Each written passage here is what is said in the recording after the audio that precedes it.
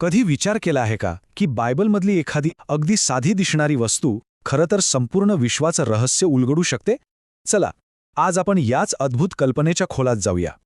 म्हणजे विचार करा, एक साधं कांस्याचं भांडं, ज्याला वितळलेला समुद्र असंही म्हणतात, त्यात जर स्वर्ग आणि पृथ्वी जोडणारी रहस्य दडलेली असतील तर?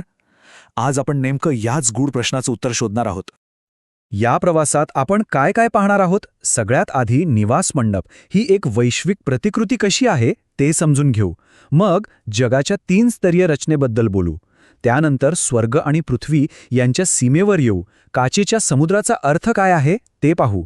आणि शेवटी हे सगळं शुद्धता आणि न्यायाचं प्रतीक कसं बनतं तेही उलगडू.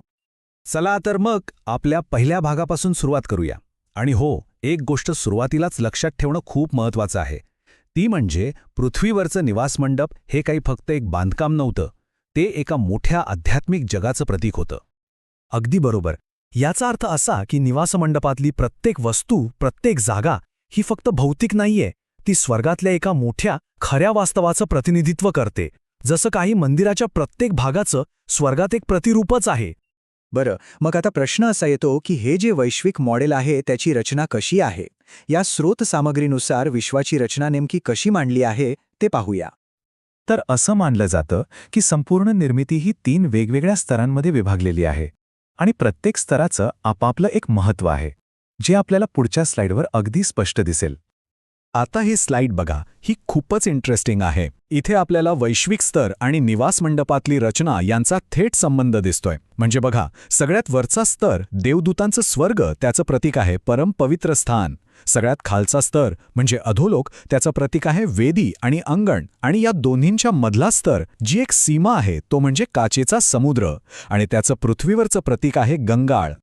ठीक आहे, तर या 3 स्तरांपैकी जो मधला स्तर आहे ना, त्यावर आता आपण लक्ष केंद्रित करूया. कारण हीच ती सीमा आहे जी स्वर्गीय आणि पार्थिव क्षेत्रांना एकमेकांपासून वेगळं करते. हे समजून घेण्यासाठी आपल्याला बायबलमधली अंतराळ ही संकल्पना समजून घ्यावी लागेल. सोप्या भाषेत सांगायचं तर हे आपलं आकाश आहे, एक भौतिक सीमा जी पृथ्वीवरच्या पाण्याला म्हणजे समुद्रांना आकाशाच्या वर असलेल्या पाण्यापासून वेगळं करते असं मानलं जातं. आणि याच्याच जोडीला पृथ्वीवर काय आहे तर ते ज्याच्याबद्दल आपण बोलतोय, गंगाळ किंवा वितळलेला समुद्र, हे एक मोठं कांस्याचं पात्र होतं जे याजक परमपवित्र स्थानात जाण्यापूर्वी स्वतःला शुद्ध करण्यासाठी वापरायचे. आणि इथेच खरा संबंध जुळतो. पृथ्वीवरचं हे जे गंगाळ आहे ना, ते त्या आकाशापलीकडच्या स्वर्गीय पाण्याचं प्रतीक आहे, जे एका वैश्विक सीमेचं काम करतं. चला तर मग पृथ्वीवरच्या या प्रतीकावरून आता थेट स्वर्गात जाऊया आणि बघूया की तिथे याचं प्रतिरूप कसं आहे आणि त्याचा आध्यात्मिक अर्थ काय आहे. प्रकटीकरणाच्या पुस्तकात आपल्याला देवाच्या सिंहासनासमोर एका काचेच्या समुद्राचा उल्लेख सापडतो. हे वर्णन थेट शास्त्रवचनांमधनं आलेलं आहे, जे या समुद्राचं स्वर्गातलं स्थान अगदी निश्चित करतं.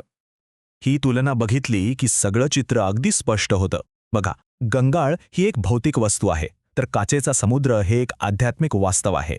एक पृथ्वीवरच्या अंगणात आहे तर दुसरं थेट देवाच्या सिंहासनासमोर. एक कांस्य आणि आरशापासून बनलेलं तर दुसरं स्फटिकासारखं नितळ. म्हणजे या सगळ्या विश्लेषणाचा जो मूळ गाभा आहे तो हाच आहे. स्तोत्रग्रंथ स्पष्टपणे सांगतो की अंतराळाच्या वरचं पाणी म्हणजेच स्वर्गातला काचेचा समुद्र आणि पृथ्वीवरचं गंगाळ हे त्याच समुद्राचं प्रतीक आहे. बरं, मग ही सीमा आहे हे तर कळलं, पण या सीमेचा अर्थ काय? ती ओलांडणं म्हणजे काय? चला याच्या प्रतिकात्मकतेचा शोध घेऊया. आणि इथे एक खूपच रंजक माहिती आहे. निर्गमच्या पुस्तकानुसार हे गंगाळ सेवा करणाऱ्या स्त्रियांच्या कांस्याच्या आरशांपासून बनवलं गेलं होतं. आता आरसा काय करतो? तो आपल्याला आपलं प्रतिबिंब दाखवतो. म्हणूनच हे गंगाळ आत्मचिंतनाचं प्रतीक बनलं, स्वतःच्या आत डोकावून पाहण्याचं प्रतीक. यातून एक प्रकारची आध्यात्मिक प्रक्रियाच समोर येते. म्हणजे कोणतीही पापी व्यक्ती ही सीमा ओलांडू शकत नाही. आधी गंगाळापाशी येऊन आत्मचिंतन करून स्वतःला शुद्ध करावं लागतं आणि मगच पवित्र स्थानात प्रवेश करण्याची पात्रता मिळते. पण थांबा, गोष्ट इथेच संपत नाही. या सीमेला एक दुसरी, अधिक गंभीर बाजूही आहे. ती फक्त शुद्धीकरणासाठी नाही. स्रोत ग्रंथानुसार या काचेच्या समुद्रात अग्नी मिसळलेला आहे, जो न्यायाचं प्रतीक आहे. म्हणजे जे पात्र आहेत त्यांच्यासाठी शुद्धीकरण, पण जे अपात्र आहेत त्यांच्यासाठी न्याय. प्रकटीकरणातलं हे जे अंतिम चित्र आहे ना ते खूपच शक्तिशाली आहे. इथे दिसतं की जे विजयी झाले आहेत ते त्या अग्निमिश्रित समुद्राच्या पलीकडे त्याच्या काठावर उभे आहेत. याचा अर्थ त्यांनी ही परीक्षा, हा न्याय यशस्वीपणे पार केला आहे. थोडक्यात या संपूर्ण प्रतिकात्मकतेचा अंतिम अर्थ हाच आहे, तारण आणि संकटांवर मिळवलेला विजय. जे लोक शुद्धीकरण आणि न्यायाची ही प्रक्रिया पार करतात ते विजयी होऊन त्या स्वर्गीय समुद्राच्या किनाऱ्यावर उभे राहतात.